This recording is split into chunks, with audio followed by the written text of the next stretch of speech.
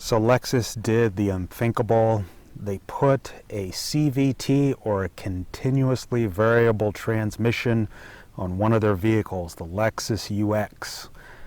Has Lexus lost their mind, or is there something special about this continual variable transmission?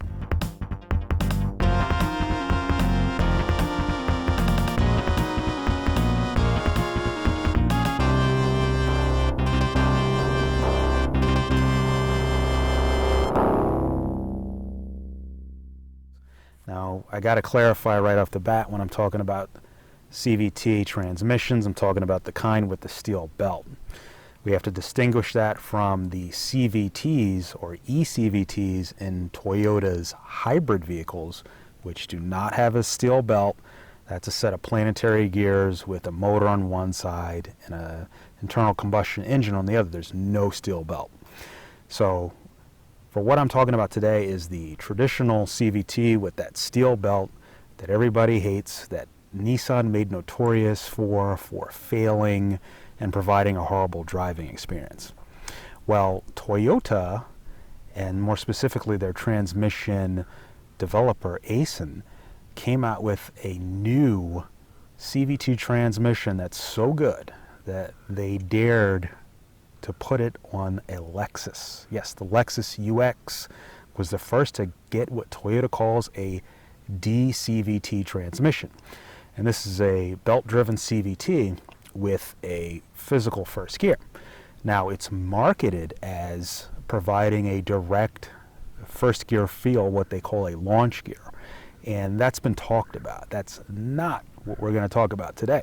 Though that is awesome, it definitely gives the impression that you're launching in a physical first gear and adds to the driving fun and the driving feel. But what I want to talk about today and what I want to focus on is what makes the DCVT so special. And that is, it kind of is the launch gear, but not what you're thinking. So the launch gear was added in truth to solve one of the traditional CVT's main downfalls, and that is reliability and its inability to handle high torque loads. Okay, yes, I know this is not a Toyota DCVT steel push belt, but pretend it is. And this is the idea. On a traditional CVT transmission, when you take off in first gear, it puts a lot of torque.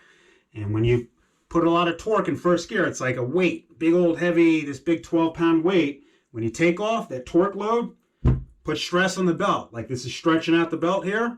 Every time you take off in first gear, it's like this weight bearing down on that belt. It's torque, okay?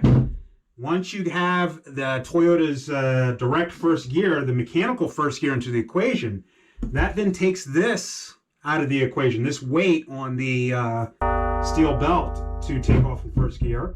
And instead, the belt comes into play, the steel belt comes into play basically around third or fourth gear, depending on how the transmission's set up. Bottom line is, by the time you get to third or fourth gear, and now the CVT belt engages and takes over the action, now it's like having this little lightweight 2-pound dumbbell act on the belt. Way less stress over time, okay?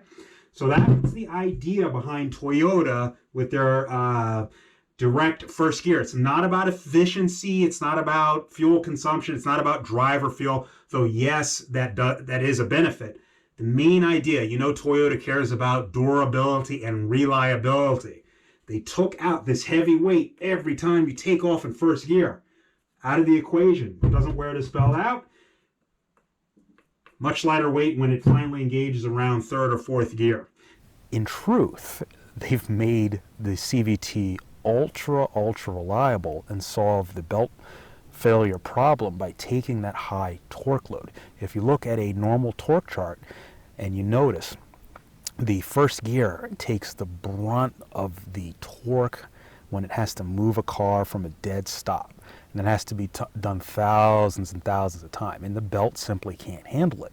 So if you take that physical first gear and put that instead into the mix, that takes the torque load completely off the belt in that first to second and a half, whatever gear.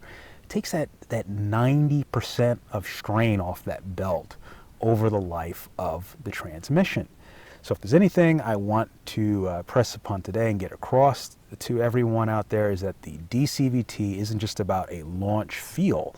No, it takes that load, that high torque first gear load, completely off that steel belt. It takes it out of the equation. The steel belt never has to deal with that high torque, high stress, high load takeoff load when you take away from a light.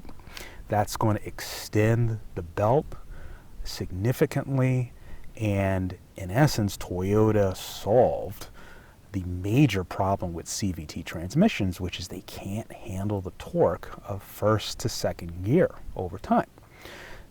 Prior to that, they had to put them in lightweight cars, scooters, this, that, and the other. And there's still a balance, don't get me wrong. They're not going to put these DCVTs in heavy-duty cars, but there is a balance with cars in the class of the Yaris and Corolla and the Lexus UX, where now you can have a cheaper transmission, a lighter transmission, and now a long-lasting, durable transmission made by Aisin, the DCVT, and it's going to last.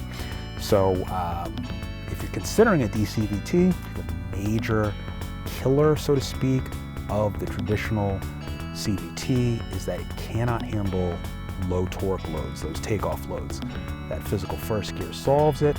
Toyota, Lexus, and Aisin are confident. That's why it's in their vehicles. If you found this video helpful, please remember to like and subscribe. Thank you, and have a great day.